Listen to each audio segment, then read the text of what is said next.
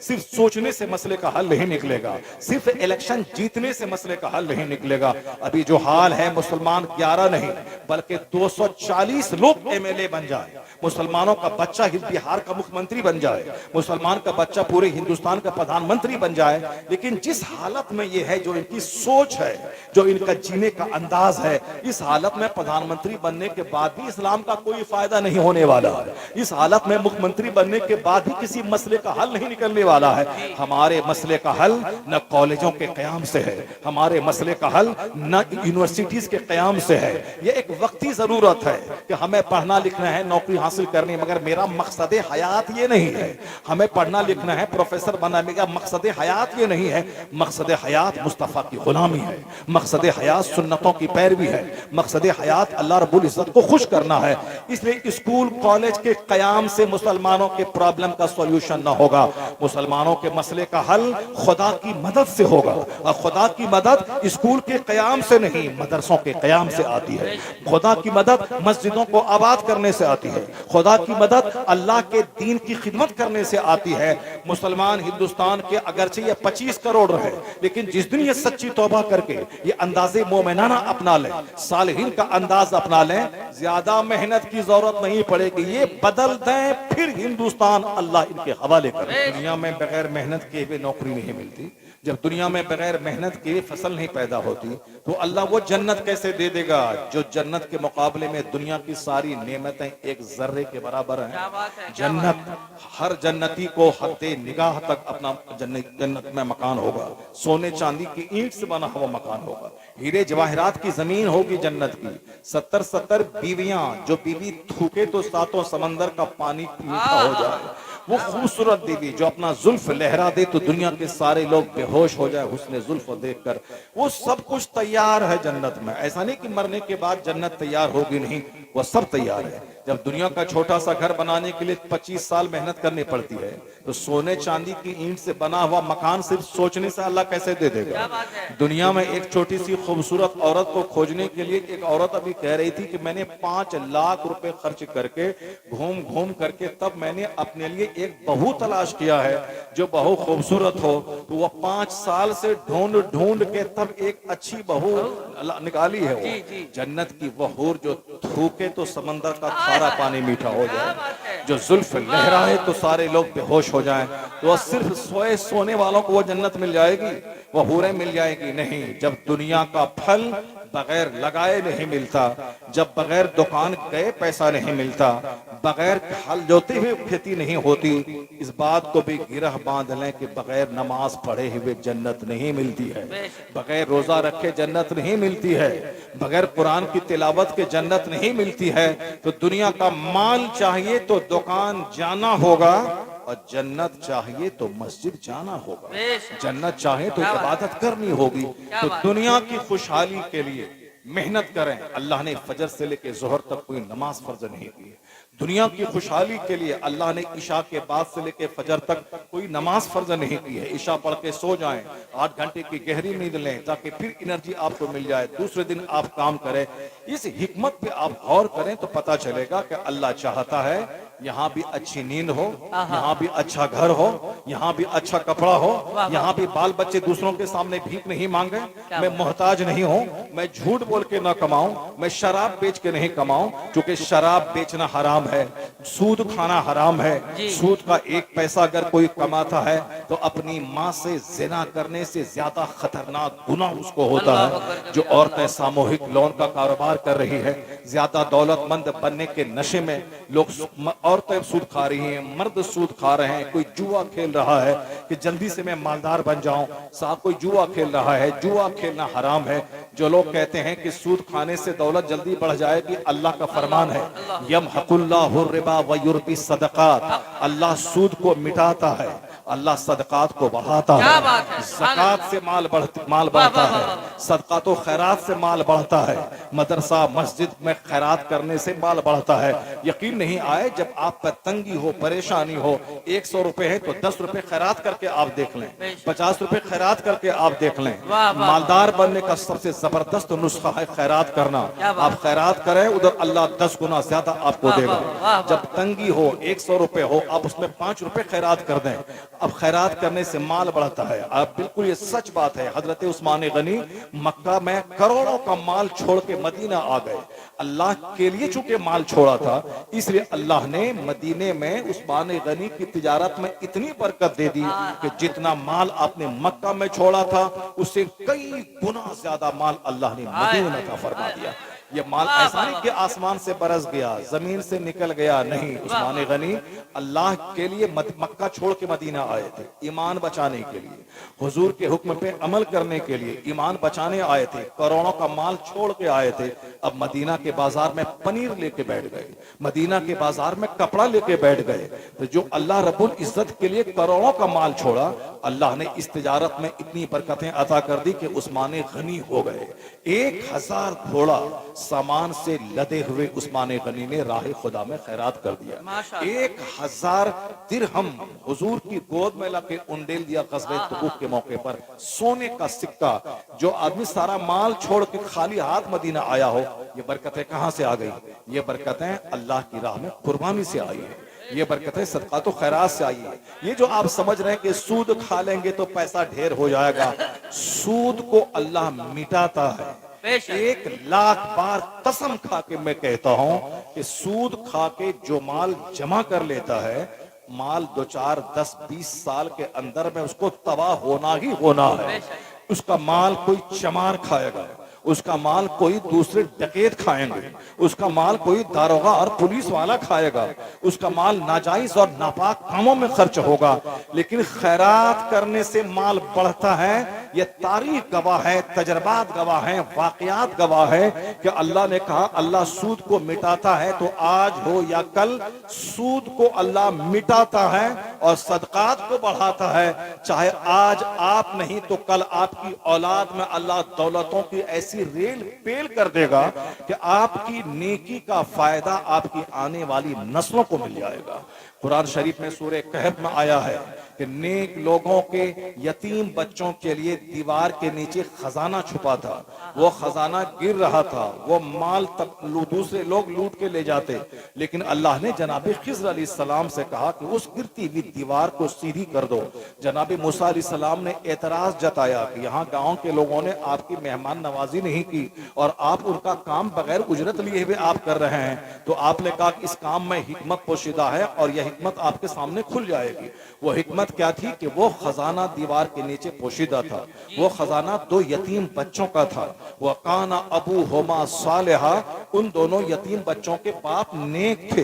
तो नेक लोग जो दुनिया से चले जाते हैं, उनके खजाने की हिफाजत अल्लाह अपने नेक बंदों के जरिया करता है। उसके खजाने की हिफाजत अल्लाह फरिश्तों के जरिया करता है। इस बात को गिरह बांध लें कि शराब पीने से सेहत नहीं मिलती है, जुआ खेलने से दौलत नहीं बढ़ती है, सूद खाने से दौलत नहीं बढ़ती है। वक्ती तौर पर शराब पीने से मजा मिल जाए, पर परमानेंट उससे खतरनाक मर्ज पैदा होता है। वक्ती तौर पर सूद खाने से लगे कि पैसा ज्यादा हो गया है, मगर उसका अंजाम, उसका रिजल्ट तबाही और बर्बादी है। वक्ती तौर पर ज़िना करने से थोड़ा मजा मिल जाए, लेकिन उसका अंततः उसका अंजाम सेहत की बर्बादी है, आने वाली नस्ल की तबाही है। वक्ती तौर पर सच बोलने से माल कम मिल सकता है, लेकिन उसका रिजल्ट है कि उस एक सच बोलकर 1 रुपया जो कमाता है बंदा, झूठ बोलकर 1 करोड़ से ज्यादा बरकतें उसमें अल्लाह अता फरमा देता है। तो बरकतें अल्लाह ने ज़कात में रखी है, बरकतें सदके में रखी है, सूद में नहीं रखी है, शराब में नहीं रखी है और झूठ में नहीं रखा है। इसलिए मुसलमान अगर ये सोच रहा है कि मैं लंथन करूं, मालदार बन जाऊं, मैं सूद खाऊं, मैं भी मरवाड़ी की तरह मालदार हो जाऊं, मैं साहब दूसरों की जमीन को ठगूं और मैं भी गुजराती की तरह मैं मालदार हो जाऊं, ये ख्याल काफिराना है। ख्याल मोमिनाना यह है कि मैं नेक काम करूं, दुनिया मिले ना मिले, अल्लाह मुझे मरने के बाद जन्नतुल फिरदौस अता कर दे। दुनिया सिजनुल मोमिन व जन्नतुल काफिर। हुजूर फरमाते हैं ये दुनिया काफिर के लिए मिस्ल जन्नत के है, मुसलमान के लिए मिस्ल कैद खाना है। इस हदीस पाक को हर मुसलमान को अपने घर की दीवारों में लिख के रखना होगा, वरना हमारे बच्चे दौलत कमाने की हवस में डकैत बन रहे हैं, हमारे बच्चे दौलत कमाने के ज़ौम में चोर बन रहे हैं, हमारे बच्चे दौलत कमाने के नशे में रिश्वतखोर बन रहे हैं, हमारे लोग दौलत कमाने के जुनून में रिश्वतखोर बन रहे हैं। जिसको थोड़ा सा पावर मिल जाता है, एक मदरसे का कोई ट्रस्टी या मैनेजमेंट या कोई सेक्रेटरी बन जाता है, अगर नौकरी का इख्तियार उसको रहे तो वह 25-25 लाख रुपए रिश्वत हराम लेके वह दूसरों को नौकरी दे रहा है। जो नौकरी के लायक है, मेरिटेरियस है, बासलाहियत है, उसको नौकरी नहीं मिल रही है। जो नाकारा है, जाहिल है, जो 30 साल तक बैठ करके मदरसे को चौपट करेगा, 25 लाख रुपए दिया, उसको नौकरी मिल गई। ना अहल, थोड़े से मर्तबे का गलत इस्तेमाल, थोड़े से इख्तियार का गलत इस्तेमाल। मुसलमानों के दिमाग में एक अलग सी बात बैठ गई है कि जल्दी से मालदार बन जाना, चाहे रिश्वत से हो, चाहे झूठ बोल के हो, चाहे चोरी करके हो, चाहे सामूहिक लोन का कारोबार करके हो, चाहे बरोकरी करके हो, झूठ बोल करके हो। ये एक गलत नशा काफिरों के बारे में आया है। ज़ुय्यना लिल्लज़ीना कफ़रुल हयातुद दुनिया व यस्खरून मिनल लज़ीना आमनू। अल्लाह दुनिया की जिंदगी काफिरों के लिए सजा दी है और ये मुसलमानों को देखकर हंसते हैं, लेकिन अल्लाह कहता है वल्लज़ीना तक़ौ फ़ौक़हुम यौमल क़ियामा। अगर तुमने दुनिया में तकवा की जिंदगी बसर की, अपने आप को गुनाहों से बचाया, तो अल्लाह कहता है क़यामत के दिन सुरखरू तुम ही बनेगा, क़यामत के दिन इज्जत का ताज तुझी को पहनाया जाएगा। वहां सारे कुफ़ार और मुशरिकीन तेरे मर्तबे को देखकर अशश करेंगे, वो कहेंगे काश मैं भी ईमान लाया होता, काश मैं भी सच्चाई से काम लिया होता। यानी क़यामत के दिन की दायमी इज्जत, दायमी जन्नत उसके लिए है जो दुनिया में 100 साल, जो 1 सेकंड के बराबर है, इसमें सबर किया होगा, इसमें अपने आप को गुनाहों में आलूदा ना किया होगा।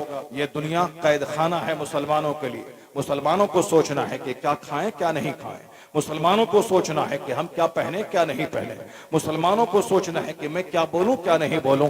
यानी लीगल इलीगल का ख्याल मुसलमान करते हैं, राइट और रॉन्ग का ख्याल मुसलमान करते हैं। इसी को कैद खाने से तशबीह दी गई है। काफिर शराब पिए, जिना करें, साहब सूद खाएं, उसको कोई कानून नहीं उसके लिए, इसीलिए मिस्र जन्नत कहा गया। तो अब मुसलमान कैदी बन के यहाँ रहेंगे, मुसलमान कदम फूंक फूंक के चलेंगे, मुसलमान को हराम नहीं हलाल चाहिए, मुसलमान को इलीगल नहीं लीगल चाहिए। इनको तो सबर करना होगा, इनको तो परेशानी उठानी होगी। ये दुनिया एक कतरा पानी है, आखिरत मिस्र समंदर के है। हुजूर कसम खा के कहते हैं वल्लाहि मद दुनिया फिल आखिरा इल्ला मिस्ल मा यजअलु अहदकुम इसबाहु हाज़ी फिल यम फलयंजुर बिमा तरजा। हुजूर कसम खा के कहते हैं कि अल्लाह की कसम, इस दुनिया की मिसाल आखिरत के मुकाबले में यही है कि तुम अपनी अंगुली समंदर में डाल दो, फिर देखो कि कितना पानी इस अंगुली को लगा है। 2 कतरा पानी, कहते हैं ये समंदर आखिरत की मिसल है, यानी आखिरत समंदर के बराबर है और 2 कतरा पानी ये दुनिया के बराबर है। तो आज हमारे लोग इसी सच्चाई को न जानने की वजह से 2 कतरा पानी के लिए बेचैन है, दुनिया के लिए बेचैन है, दुनिया के घर के लिए बेचैन है। मुसलमानों के घर में कम से कम 5 हदीस तो दीवार में जरूर लिखी रहनी चाहिए। उसमें से एक हदीस ये होनी चाहिए, अपने बच्चों की घुट्टी में आप पिला दें, तुम डीएम भी बन जाओ, मगर दिमाग में ये बात रहे कि दुनिया हमारे लिए मुस्तकिल और मस्कन नहीं है। ये दुनिया टेम्पररी और आरजी प्रोफेशनल ठिकाना है। असल है वहां जन्नत, जहां खरबों साल अरबों साल बेगिनती साल रहना है। इसलिए वो बच्चा डीएम बनने के बाद इतराएगा नहीं, अब वो बच्चा करोड़पति बनने के बाद मगरूर नहीं होगा, क्योंकि वो जानेगा कि यहाँ का सुख भी आरजी है और यहाँ का दुख भी आरजी है, यहाँ की बीमारी भी आरजी है, यहाँ की परेशानी भी आरजी है। यहाँ कोई अरबपति खरबपति बन जाए, 50 शहर में 50 बिल्डिंग बना ले, ये भी आरजी है, क्योंकि इसको छोड़ के उसको मरना होगा, 2 गज जमीन के अंदर जाना होगा। बड़े बड़े जमींदार जो 1000 एकड़ जमीन के जोतने वाले थे, आज उनकी कब्र पे जानवर चल रहा है, आज उनकी कब्र पे चूटी रेंग रही है, आज वो अपने कब्र में उसकी हड्डियां सड़ गई है। 1000 बीघा जमीन रह गई। जब 1000 बीघा जमीन का जोतने वाला वो 2 गज जमीन में चला गया, तो हम 2 कट्ठा वाले का क्या हाल होगा, हम 2 बीघा वाले का क्या हाल होगा। पता ये चला कि दुनिया का सुख भी आरजी है, यहाँ की दौलत भी आरजी है और यहाँ का दुख भी आरजी है। आज बीमार है, कल सेहतमंद हो जाएगा, आज वह गरीब है, कल मालदार हो जाएगा। बेशुमार लोग कल गरीब थे, आज मालदार हो गए, बेशुमार लोग कल बीमार थे, आज सेहतमंद हो गए। इसलिए कभी गरीबी में कुफ्र नहीं बकना है और कभी बीमारी में अल्लाह रब्बुल इज्जत को गाली नहीं देनी है, क्योंकि यहाँ की गरीबी भी आर्जी है और यहाँ की मालदारी भी आर्जी है। असल में अजाब आखिरत का, आग वहां का जो जिसमें क़यामत हमेशा जलना है, तो असल तकलीफ आखिरत की, असल अजाब आखिरत का, असल दर्द आखिरत का। सरकार गौसे आजम के सिलसिले के एक शायख कहते हैं, मेरे लाल 50,000 किताबें पढ़ने से बच जाओगे अगर सिर्फ 2 फॉर्मूला को तुम याद रख लो। यानी दिमाग में ये बात बैठा ले कि कोई भी सुख जन्नत से बढ़कर नहीं है। चाहे दुनिया में 1000-50 खरब रुपए टन का सोने का घर बना लो, ये आर्जी है, वक्त इसको छोड़ के जाना होगा। असल नेमत जन्नत की है जो कभी छीनेगी नहीं, जो कभी वहां तुम बूढ़े नहीं होगे, जन्नत में कभी बीमार नहीं होगे। हर आदमी 30 साल का जवान होगा। जन्नत में ना पेशाब है, जन्नत में ना पखाना है, जन्नत में ना बलगम है, जन्नत में ना गाली गलौज है, जन्नत में ना हसद और जलन है, जन्नत में ना नेमतों का छीनना है। वहां कोई जो नेमत मिल गई सदा रहेगी और हर दिन उस नेमत की एक नई चमक होगी। ऐसा नहीं कि रोजाना जन्नत में रहते रहते बोर हो जाएं, वहां बोरियत का एहसास नहीं होगा, क्योंकि हर दिन जन्नत की नेमतों का एक अलग जलवा होगा। तो असल आराम वहां का, असल राहत वहां की, तो उसी शौक में बंदा जिए, उसी की तैयारी में बंदा जिए। और दुनिया का दुख भी आर्जी है। यहाँ आज बंदा बीमार है, कल मर गया, सारा दुख खत्म। आज दुनिया में गरीब है, कल मर गया, सारा दुख यहीं रह गया। तो दुनिया का ना सुख दायमी है, ना दुनिया का दुख दायमी है। इस बात को गिरह बांध के रखना है। वो धोखे में है जो यहाँ सुख पाके इतराता है, वह धोखे में है जो यहाँ का दुख पाके अल्लाह रब्बुल इज्जत से नाराज हो जाता है। दायमी परमानेंट चीज है वो। सरकार गौसे पाक के सिलसिले का शेख कहते हैं, दिमाग में जन्नत और जहन्नम को हर वक्त बसा ले, 50 किताब पढ़ने से तुम बेनियाज हो जाओगे। इसलिए हर मुसलमान के घर की दीवार में यह हदीस रहनी चाहिए, अद-दुनिया सिजनुल मोमिन व जन्नतुल काफिर। ये दुनिया काफिरों के लिए मिस्ल जन्नत है और मुसलमान के लिए कैद खाना है। और फिर असल में कामयाबी मुसलमानों के हक में ही है। चाहे वक्ती तौर पर परेशानी दुनिया में हो जाए, लेकिन दुनिया में भी दायमी कामयाबी मुसलमानों को ही आती। 1400 साल गुजर गए, इससे पहले भी बड़ी बड़ी तकलीफें आई, हजारों हजार मुसलमान काटे गए, मुसलमानों की मस्जिदों को तोड़ा गया, मुसलमानों के मदरसों को तोड़ा गया। लेकिन क्या मतलब, इस्लाम मिट गया? मदरसा के टूटने से इस्लाम मिट गया? मस्जिदों के टूटने से मुसलमान दुनिया से खत्म हो गए? नहीं नहीं। बगदाद की तारीख गवाह है कि जब मुसलमान बदअमल हुए तो अल्लाह ने तातारी काफिरों को मुसल्लत किया। वो तातारी काफिर मस्जिदों को तोड़ दी, मदरसों की दीवारों को तोड़ दिया, किताबों को दरियाए दजला में फेंक दिया। 70,000 मुसलमानों की खोपड़ी की मीनार बनाकर उस पर बैठ के तातारी ने शराब पिया।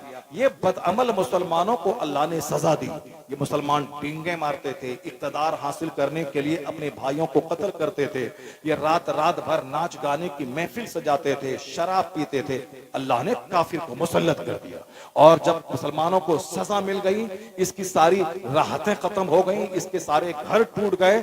अब काफिरों ने जब कहा कि इस्लाम मिट गया, अब दोबारा इस्लाम का सूरज नहीं तुलू होगा, मैंने इस्लाम को मिटा दिया, तो अल्लाह ने उन्हीं काफिरों को इस्लाम लाने की तौफीक अता कर दी। वो काफिर कलमा पढ़े। अब जो तलवार मुसलमानों की गर्दनें काट रही थी, उस तलवार का रुख कुफ्र और शिर्क की तरफ हो गया। अब वही बगदाद जो उजड़ चुका था, पहले से ज्यादा बारौनक शहर हो गया। जिन लोगों ने बगदाद को लूटा था, वही लुटेरे कलमा पढ़ लिए, वही लोग दोबारा बगदाद को आबाद करने लगे। तो जब मुसलमान बदअमल होते हैं तो अल्लाह इनकी गर्दन पे काफिरों को मुसल्लत करता है। और लेकिन जिस दिन मुसलमान सच्ची तौबा कर ले और जिस दिन वो काफिर ये समझ लें कि मैंने इस्लाम तबाह कर दिया, उसी दिन उसे ही कलमा पढ़ा के इस्लाम का कैडर बना दिया जाता है। और ये फॉर्मूला कयामत तक रहेगा। चाहे हिंदुस्तान हो, चाहे फिलिस्तीन हो, चाहे इसराइल हो, जहां भी मुसलमानों को दिक्कतें आई है, ये दिक्कतें आर्जी हैं, ये टेम्पररी है। हिंदुस्तान में 700 बरस तक मुसलमानों ने शासन किया है। अब दूसरी रिवायत के मुताबिक 1000 साल तक मुसलमानों ने हिंदुस्तान में हुकूमत की है। उसके मुकाबले में अंग्रेजों का 150 साल पीरियड छोटा पीरियड है। उस 700-800 साल हुकूमत के मुकाबले में अभी जो लोग हुकूमत कर रहे हैं, इनकी हुकूमत आर्जी है। 1000 साल मामूली नहीं होता, 800 साल मामूली नहीं होते। 800 साल तक मुसलमानों ने हुकूमत की। लेकिन जब मुसलमानों ने मकान बनाने को मकसद बना लिया, सिर्फ खाने पीने को मकसद बना लिया कि हम बादशाह हैं, मेरी कुर्सी पे मेरा बेटा बैठेगा, जो काबिल हैं, अहल हैं, वो नहीं बैठेंगे। अब कुर्सी पाने के लिए अपने भाई को ज़बह कर देना है, तो अल्लाह ने हुकूमतें छीन ली, अल्लाह ने वो हुकूमत दूसरों को दे दी। और जिस दिन मुसलमान सच्ची तौबा आज कर लें, इनकी मस्जिदें आबाद हों, इनकी खानकाहें आबाद हों, इनके मदरसे आबाद हों। आज क्रिश्चियनों के स्कूल आबाद हैं, आज साहब वहां नो एडमिशन का बोर्ड लगा हुआ है। मुसलमानों का मजदूर करने वाला मजदूर तबका ये भी अपने बच्चों को क्रिश्चियनों के स्कूल में पढ़ाना चाहता है। यहाँ तक कि जो दूसरों के खेत में हल चलाते हैं, इसकी भी ख्वाहिश है कि मेरा बेटा सेंट जेवियर में पढ़े, इनकी ख्वाहिश है कि मेरा बेटा सेंट डेविड में पढ़े, इनकी ख्वाहिश है मेरा बच्चा ब्राइट कैरियर में पढ़े। ये बताएं कि जब मदरसा वीरान होगा तो क्या मतलब, मुसलमान आबाद हो जाएंगे, मुसलमानों को हुकूमत मिल जाएगी, मुसलमानों को सल्तनत मिल जाएगी, या जो दुआ करेंगे आसमान से फरिश्ते इसकी मदद के लिए आ जाएंगे? ऐसा कभी न हुआ है, न कभी होगा। मुसलमान जिस दिन मस्जिदों को आबाद करेंगे, अल्लाह उसकी दुनिया को आबाद कर देगा। जिस दिन ये मदरसों को आबाद करेंगे, अल्लाह इसकी दुनिया और आखिरत को आबाद कर देगा। तो अभी सिर्फ अखबार पढ़ने से मसले का हल नहीं निकलेगा, सिर्फ सोचने से मसले का हल नहीं निकलेगा, सिर्फ इलेक्शन जीतने से मसले का हल नहीं निकलेगा। अभी जो हाल है, मुसलमान 11 नहीं बल्कि 240 लोग एमएलए बन जाए, मुसलमानों का बच्चा बिहार का मुख्यमंत्री बन जाए, मुसलमान का बच्चा पूरे हिंदुस्तान का प्रधानमंत्री बन जाए। लेकिन जिस हालत में ये है, जो इनकी सोच है, जो इनका जीने का अंदाज है, इस हालत में प्रधानमंत्री बनने के बाद भी इस्लाम का कोई फायदा नहीं होने वाला है। इस हालत में मुख्यमंत्री बनने के बाद भी किसी मसले का हल नहीं निकलने वाला है। हमारे मसले का हल न कॉलेजों के कयाम से है, हमारे मसले का हल न यूनिवर्सिटीज के कयाम से है। ये एक वक्ती जरूरत है कि हमें पढ़ना लिखना है, नौकरी हासिल करनी, मगर मेरा मकसद हयात ये नहीं है। हमें पढ़ना लिखना है, प्रोफेसर बनाने का मकसद हयात ये नहीं है। मकसद हयात मुस्तफा की गुलामी है, मकसद हयात सुन्नतों की पैरवी है, मकसद हयात अल्लाह रब्बुल इज्जत को खुश करना है। इसलिए स्कूल कॉलेज के कयाम से मुसलमानों के प्रॉब्लम का सॉल्यूशन ना होगा। मुसलमानों के मसले का हल खुदा की मदद से होगा, और खुदा की मदद स्कूल के कयाम से नहीं, मदरसों के कयाम से आती है। खुदा की मदद मस्जिदों को आबाद करने से आती है, खुदा की मदद अल्लाह के दीन की खिदमत करने से आती है। मुसलमान हिंदुस्तान के अगरचे ये 25 करोड़ रहे, लेकिन जिस दिन ये सच्ची तौबा करके ये अंदाजे मोमिनाना अपना लें, सालिहीन का अंदाज अपना लें, ज्यादा मेहनत की जरूरत नहीं पड़ेगी, ये बदल दें, फिर हिंदुस्तान अल्लाह इनके हवाले कर देगा। तो हिंदुस्तान की क्या हैसियत है, पूरी दुनिया इनके हवाले हो जाएगी। आपको मालूम होना चाहिए कि पूरा स्पेन मुसलमानों के कब्जे में था। 1000 साल तक वहां मुसलमानों की सल्तनत रही। किन मुसलमान की सल्तनत रही? जिन्होंने कश्ती में आग लगा दी थी, जिन्होंने अपने घर से हिजरत कर लिया था, जिन्होंने कहा था या तो हुकूमत होगी या मेरी शहादत होगी, लौट के वतन नहीं जाना। कश्ती में आग लगा दी, पीछे जाओगे समंदर है, समंदर में जाओगे तो डूबोगे, आगे दुश्मन की फौज है। अब तुम्हें या तो यही शहादत पानी है या फिर यहाँ की जमीन पे हुकूमत कायम करनी है। बिल्कुल दिल जमाई के साथ, दिलेरी के साथ उन्होंने जंग की। अल्लाह ने वो फतह नाजिल की कि 10 दिन नहीं 1000 साल तक स्पेन की हुकूमत मुसलमानों के हवाले कर दिया। हिंदुस्तान में मोहम्मद इब्ने कासिम आए, मुट्ठी भर जवानों के साथ आए, चूंकि इरादा नेक था, हिम्मत और जुर्रत के साथ राजा ताहिर की फौज से वो टकरा गए। अल्लाह ने बरकतें दे दी, 1000 साल तक कलमा पढ़ने वालों के हवाले हिंदुस्तान कर दिया। ये फॉर्मूला हमेशा रहेगा। सोचने से मसले का हल नहीं होगा, सिर्फ अखबार पढ़ने से मसले का हल नहीं होगा। पूरा सर से लेके पांव तक जोग्राफिया यहूद और नसारा जैसा है, और ये कहते हैं कि मैं एमएलए बनने के बाद मुसलमानों की तकदीर बदल दूंगा। अल्लाह की कसम ऐसा नहीं होगा। हुकूमत देने वाला अल्लाह है, हुकूमत छीनने वाला अल्लाह है। कुलिल्लाहुम्मा मालिकल मुल्क तुतिल मुल्क मन तशा व तंज़िउल मुल्क मिम्मन तशा। ये मुसलमान सारे पढ़ते हैं मगर विश्वास नहीं करते हैं। सारे बादशाहों का बादशाह है अल्लाह, जो हुकूमत देता भी है, हुकूमत छीनता भी है, इज्जत वही देता है, जिल्लत वही देता है। जब हुकूमत देने वाला अल्लाह है तो ऐसा होगा कि हम काफिरों की तरह जिएं और अल्लाह हमें हुकूमत दे दे। हम काफिरों के एक्टर की गुलामी करें और हुजूर हमें मुस्तफा के अल्लाह हमें मुस्तफा के गुलामों की तरह रहमत की बारिश कर दे। नहीं होगा ऐसा। मुस्तफा की गुलामी करनी होगी, सुन्नतों की पैरवी करनी होगी, मस्जिदों मदरसा खानकाहों को आबाद करना होगा। बगैर दुआ के अपने आप को आप बदल दें। डॉक्टर इकबाल की माने, खुदी को कर बुलंद इतना कि हर तकदीर से पहले खुदा बंदे से खुद पूछे बता तेरी रजा। क्या बात है, सुभान अल्लाह। इस कदर अपने आप को आप बदल दें, या रसूल अल्लाह। हिंदुस्तान के हालात बदल जाएंगे, जिंदाबाद। बिहार के हालात बदल जाएंगे। बिहार बदलेगा, जिंदाबाद। हिंदुस्तान बदलेगा, अमेरिका बदलेगा, पूरी दुनिया जिंदाबाद। के हालात बदलेंगे। शर्त है कि अपने आप को आप बदल लें। सरकार आला हजरत की माने तो किसी एक्टर से दिल लगाना नहीं है, किसी क्रिकेटर से दिल लगाना नहीं है, किसी दुनियादार से दिल लगाना नहीं है, बल्कि दिल है वो दिल जो तेरी याद से मामूर रहा, सर है वो सर जो तेरे कदमों पे कुर्बान गया। आला हजरत की माने, अगर 50 लोगों की मानोगे तो दिमाग परेशान हो जाएगा। बस एक लाजवाब महबूब है अल्लाह का, जो सारी कायनात के लिए मॉडल और आइडियल बन के आए हैं। जिनकी मोहब्बत दिल में बैठ गई तो दिल तेरा आबाद हो जाएगा, जिनकी पैरवी तुमने की तो दुनिया आखिरत दोनों आबाद हो जाएगी। इसलिए आला हजरत का ये शेर हर मुसलमान के घर की दीवार में लिख के रखना चाहिए। आला हजरत ने क्या कहा, बस ये अपना जिंदगी का मकसद, जिंदगी का गोल, जिंदगी का एम, जिंदगी का एम्बिशन बना ले कि हमें किसी को हम नहीं जानते, उन्हें जाना उन्हें माना, न रखा गैर से काम, लिल्लाहिल हम्द, मैं दुनिया से मुसलमान गया। यही पैगाम कुरान है, यही पैगाम हदीस, यही पैगाम उलमा और सालिहीन है। बस सपना देखने से कोई मालदार नहीं बनता, समंदर की मौजों पे मकान नहीं बनता, सिर्फ बैठ बैठ के सोचने से हुकूमत नहीं मिलती, बल्कि उठना होगा, मेहनत करनी होगी, हालात बदलना होगा, हुजूर की गुलामी करनी होगी, अपने बाल बच्चों की तरबियत करनी होगी। तो दुआ नहीं भी करेंगे तो अल्लाह ताला आपका घर बार देखकर रहमतों की बारिश बरसा देगा। अल्लाह ताला हमको और आपको सबों को हुजूर की गुलामी की तौफीक अता फरमाए, सरकार दो जहां की सुन्नतों की पैरवी की तौफीक अता फरमाए, मदरसा मस्जिद को आबाद करने की तौफीक अता फरमाए। स्कूल रोजाना हजारों कायम हो रहे हैं, जामिया आला हजरत कोई कोई कायम कर रहा है। मुसलमान अब इसे बोझ नहीं समझें कि खाने पीने की दुकान खोल लिया है। किशनगंज शहर में 1000 स्कूल है, कोई उसके खिलाफ नहीं बोलता, लेकिन एक मदरसा कोई कायम कर लेता है तो उस मदरसे के खिलाफ 50 हासिद और दुश्मन तैयार हो जाते हैं। मैं कहता हूँ क्यों ऐसा करते हैं आप, क्यों आपकी सोच ऐसी हो गई है? मदरसे की वजह से आज इल्म जिंदा है, मदरसे की वजह से ही आज आपके मेहराब व मेंबर जिंदा है। आपके बच्चे मदरसे से पढ़ने के बाद ऐसा नहीं कि भीख मांगेंगे, मौलवी शहरियार भीख नहीं मांग रहा है, सरकार ताजुश शरिया इसी मदरसे के प्रोडक्ट हैं। अमेरिका से लेके हिंदुस्तान तक के प्रधानमंत्री उनकी शोहरत, उनके मर्तबे को देखते रह गए, दंग रह गए कि जो 24 घंटे मीडिया में लगा रहता था, उनके पास उतने फॉलोवर नहीं थे, जो मीडिया से भागता रहा।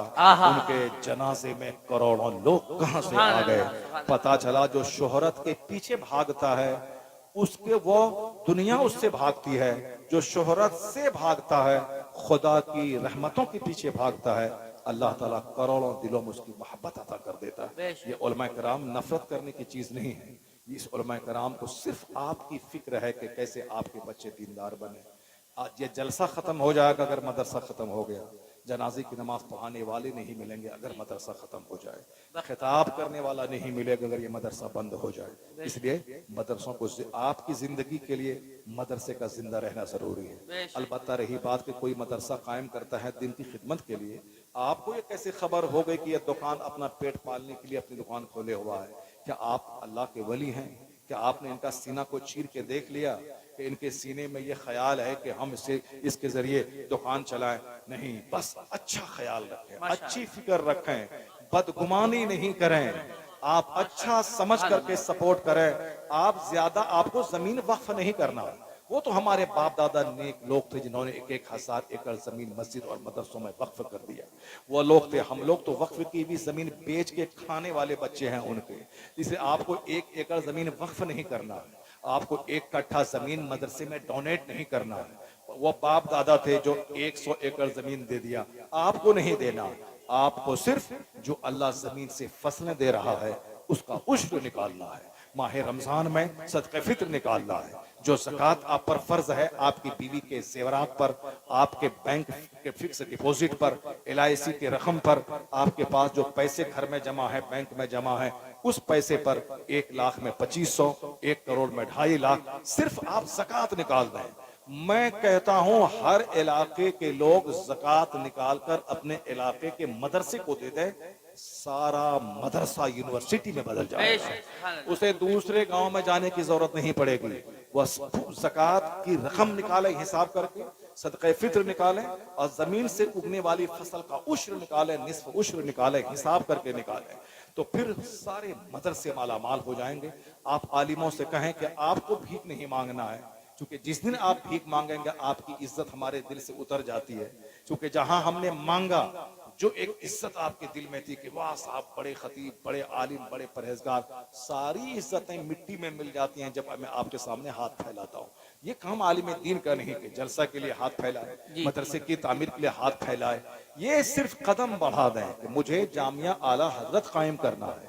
अब अल्लाह ने आपको दिया है, आप आ जाएं, कहें कि आपने के सीने में इल्म कुरान, इल्म हदीस है, मेरे बच्चों को आप हदीस कुरान का इल्म सिखाएं, और अल्लाह ने मुझे माल दिया है, मैं माल से आपकी खिदमत करूंगा। सुभान अल्लाह, तो जितने साहिब सरवत है वह माल लेके सामने आ जाए, तो सारे उलमा कराम हदीस कुरान का इल्म लेके सामने आएंगे। आपका बच्चा पढ़ेगा, आपके इदारे भी चमकेंगे।